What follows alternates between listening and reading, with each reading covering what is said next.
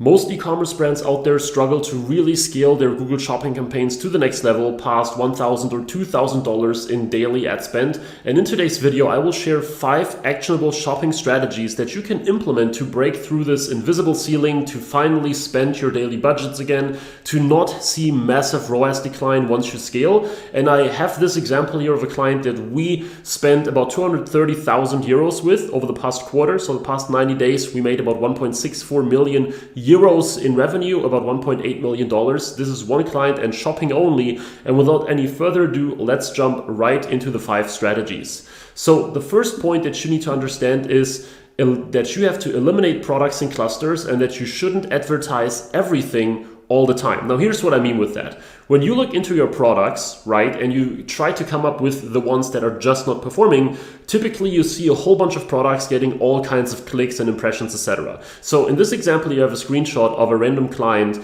and they have tens of thousands of products. And when you go through the product report, all of them have no sales, but at the same time they have 4 clicks, 12 clicks, 9 clicks, 5 clicks. So it's very difficult to make a decision in terms of what to exclude, what to remove, so that you get more profitability, because you don't want to advertise everything all the time. This means that you're inevitably losing money because you're also focusing on things that don't work. But how do you determine them? Well, the first and important point here is that you come up with product clusters, right? You need to come up with ideas or systems to group products together and then assess their performance rather than just individual products. So in this example here, this is another client and they have a ton of products as well. And we came up with all kinds of ideas for structuring those products. So for example, you could come up with different price points, right? You could say, okay, I define a price point with a custom label of everything that's below $20, for example, and then you can analyze by price point, and maybe you find out that the super cheap products or the super expensive products are just not performing, and then you can exclude them as a whole. Or you come up with categories, right? Or subcategories maybe. Or maybe you come up with product types. So different types of products, you group them together, and now you have 100 products with, let's say, $32 in ad spend each on average. And now you come to the conclusion that within the whole cluster isn't working, versus looking at individual product data or all your products at once, which is very, very difficult to do. Or you just look at similar products, you say, okay, here's a product that is very similar to that in terms of, maybe a whole bunch of factors, right? You look at it in terms of which people might be generally interested in them. And then you come up with a selection of products that are somewhat similar to group together. Of course, you need to find some middle ground here, whether it's price, category, types, problem they solve, and so on and so forth. But the point is, you have to group them in a somewhat, well-structured way that it makes sense. And of course, there are many other ways to do it, but the point is you have to put them together and then exclude entire product ranges. This will free your budget, put it into the best or the better performing products, so it will save money and it will also help you scale, because not every product will sell all the time. So that's the very, very first important strategy or hack, if you like, to keep in mind when scaling, right? Then number 2 is run target ROAS experiments quickly. So when you look into your shopping campaign, like the one you can see here on screen, when you run it on manual CPC in the beginning, which I highly recommend, you will see pretty much immediately when you look into your campaign settings that there is this little link here, or this little hint, if you like, saying try target ROAS to optimize for conversion value. Now, most of the time, I don't do it right away, right? When you have a new campaign, you spend $30 or something, made one sale, and Google already tells you, hey, try target ROAS, especially if it's a completely fresh account, doesn't make that much sense, right? But here's the thing. We actually notice that when you run experiments, most of the time they will perform quite a lot better pretty quickly already. So what I would recommend is that the moment you make a handful of sales, right, maybe only 5, 6, 7 sales in that shopping campaign, you may want to consider running an experiment already, as you can see here on screen. So with this one-click optimization experiment thing that you can see here, you can launch an experiment campaign immediately with, literally takes 5 seconds, and then Google will try to split the traffic. And I would say 80 to 90% of the time we see target ROAS perform better than manual CPC, even when it's a fresh campaign, even when there is very little conversion data in this campaign, but also in the account as a whole. So we have done this with accounts with less than 30 conversions a month that just spent, let's say, a couple hundred, let's say $500, $1,000 or something like that. Of course, making sure that conversion tracking is correct and in place, but then it already outperformed manual CPC a lot of times. So I, at this point in time, launch experiments very quickly because I want to find out whether I can already get some better performance early on instead of waiting so long. That is something that you should absolutely try. By the way, if you want help with all the things that I describe here, if you struggle with scaling, if you've seemed like you tried everything, whether it's PMax, shopping, etc., feel free to check the link in the description to get a personalized roadmap from us where we will sit down, not even on a call if you don't like, but we tell you exactly, okay, based on your brand, based on your ad spend, etc., based on the products you sell, this is the exact roadmap that you might want to follow with Google. We have done this for dozens of brands now, and literally just with this free roadmap enabled them to grow their revenue already. And then you can decide whether you actually want to work with us directly. That's just on a small little side note. So let's talk about the third point, and that is structure products for scaling. Very similar to the first point of eliminating products in clusters, but what I mean with that is the following. So I showed you the screenshot before, right, where we have grouped products together.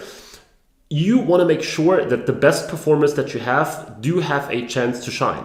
Okay, so I have this screenshot here again, and as you can see here, we have product categories that have way better and way worse ROAS than others. So you cannot look at individual products unless you have like a store with just 3, 4, 5, 10, 20 products. But if you have hundreds or thousands or tens of thousands, then you have to group them together and you have to scale categories rather than products or your entire inventory, right? When I look across the board, our biggest clients in terms of like SKUs have multiple hundreds of thousands of SKUs. And whenever we group products together and we launch different campaigns for different products, or we have at least structured them in ad groups or something like that, you can almost always see the performance skyrocket. Because what Google tries to do is it tries to fulfill your target ROAS goals, for example, for all your products, right? It tries to get you a 400% ROAS for everything, which is sometimes very difficult, and Google won't just ignore the products that are not performing. It tries to sort of basically carry them as well, and this is always performing worse than if you actually group things together by performance and then have different targets, different budgets, and so on and so forth. As you can see, this is a very high ROAS shopping campaign, even though it's not branded at all. And by structuring and having multiple shopping campaigns as well, we can scale it even further, even though we spent quite some decent budgets already at a very high ROAS. Then number 4, we have 80-20 feed optimization. Now, the 80-20 here is an important point because I speak about feed optimization a lot on this channel, but here is the important point when you really want to scale. So when you look into your product reports, typically you see something like that. You see when you sort your products by ad spend. Now this is a smaller account right here where we spent over the past 180 days. You can see here we spent probably, I don't know, 100,000 or something on shopping, maybe a little bit less than that. And as you can see, the top 3 products have all spent more than 5,000, with the number 1 having spent about 3 times as much as the second. And then all the others that follow very quickly fall off, right? 3,000, 2,000, 1,000 very quickly. So in almost all accounts that we handle, we see a similar pattern of some products getting the vast majority of ad spend and oftentimes also ROAS and sales. And then it very quickly drops. So what you want to make sure is that you are not spending your effort equally or distributing your effort equally across all your products. Sure, ideally you have an optimized feed for everything as much as possible, but in the real world you have limited capacity. You maybe don't want to spend all your time doing that. And you want to especially focus on your absolute best performers. So the one that either spent the most, right? Even though their ROAS might be, average, but especially those that give you all the actual sales volume, the ones that are the lifeblood of your Google Ads account, so to speak. And here's what I like to do in terms of 80-20 feed optimization for those specific products, right? So you pick the 3 or 5 or 10, and you come up first of all with keyword-rich titles in case you don't have that already. You do your typical, one-time feed optimization at the beginning when running shopping ads for the first time, but it doesn't have to be perfect. But once you know the products that are really outperforming, the ones with the most ad spend, revenue, etc., as I said, for them, it really makes sense to sit down and think about, okay, what are useful titles, useful keywords to put in there? Because if you get 30% more volume on your best performer, that can be a whole lot of money in your pocket right there. Then the biggest difference in terms of click-through rate, great. Now this is an excellent order right here. So other stuff is still important as number 3, right? So things like additional attributes, the Google product category, all those things are kind of on a side note, but the biggest leverage point when it comes to click-through rate and scaling your product even further after you have a keyword-rich title in place is split testing your product images. This is something that you probably won't do at scale for everything, but if you have your list of 5 products or your list of 10 products, you can sit down and you can say, okay, I want to go ahead and I split test the product image for those 3 or 5 or 10 bestsellers, because there will be a huge difference. If you get a 1.5% click-through rate on shopping versus 0.5%, now you have 3 times as much traffic, maybe not 3 times as many sales, but certainly you have a lot more sales that way. So increasing your click-through rate in a very systematic way is a huge leverage point for scaling Google Shopping ads. And when I look at prospects like clients or potential clients coming to us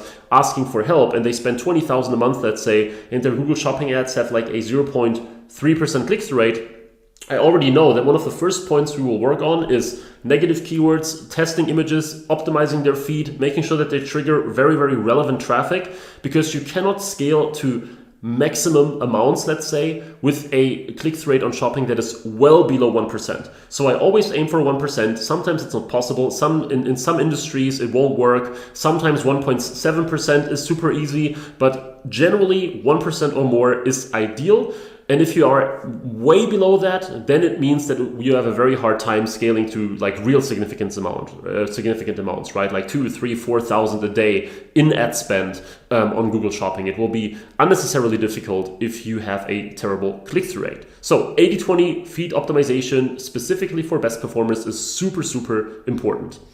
All right, and now last but not least, at least for those techniques, of course, there are many, many others, but the 5th one here is layer observation audiences to really get the best data possible for both, making shopping adjustments as well as for your account as a whole. So when you look into your audiences of your shopping campaign, same goes for search, by the way, you can define so-called observation audiences, right? So you can define audiences that you will be able to measure and analyze without limiting the reach of your campaign. So what this means is, with this client here in the space of like male jewelry, and so on, accessories, we have a whole bunch of audiences that we define. In this campaign particular here, we are literally using partly to get information about our target audience, right? So very little traffic, as you can see, very little impressions and everything, but we have a whole bunch of audiences and we learn about these people. And what you can see here in red, highlighted in red, is the column for bid adjustments.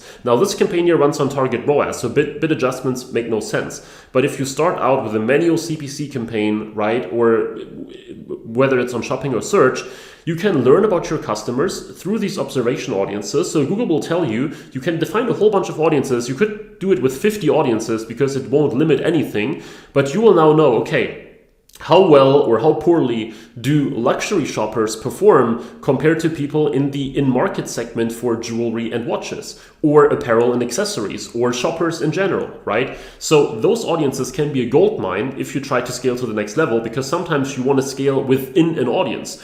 It is pretty much the norm for everyone to advertise when it comes to shopping and search, at least, to basically advertise everything to everyone.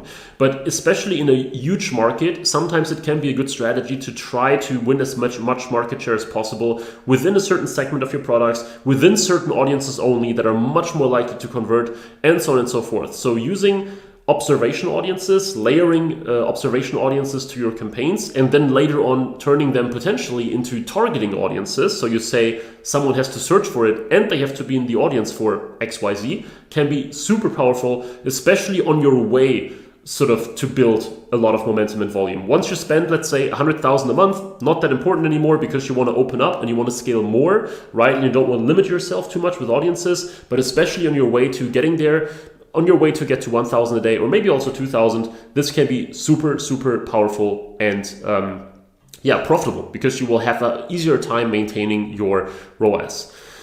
Now, those were my 5 most important points for showing you how to actually scale shopping campaigns somewhat more easily. Of course, as I said, there are so many nuances to it. We have entire worksheets and checklists and everything to make sure that when there are new brands that are at 500 a day, 1,000, 2,000, wherever you might be right now, we can actually scale them to those levels. So if that's interesting for you, if you say, hey, I'm stuck at 1,000 a day or 2,000 a day, or maybe just 300 a day, check the link in the description for site cartlift.co, where you can claim your personal growth roadmap. This is not a strategy session or a sales call or something. You can just request this roadmap. We will sit down personally, craft one for you, and tell you exactly sort of what you need to do, in our opinion, to scale your ads or to make them more profitable if that's your current main issue. So that's not a sales call. That is just, so to speak, a free resource that you can claim. You just have to make a few, or you have to enter a little bit of information about your brand so that we know what you do,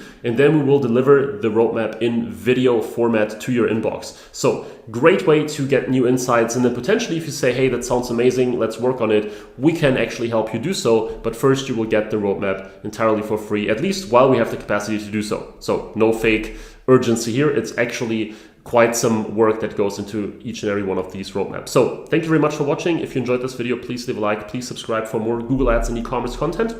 With that being said, I look forward to see you in the next video again. Bye-bye.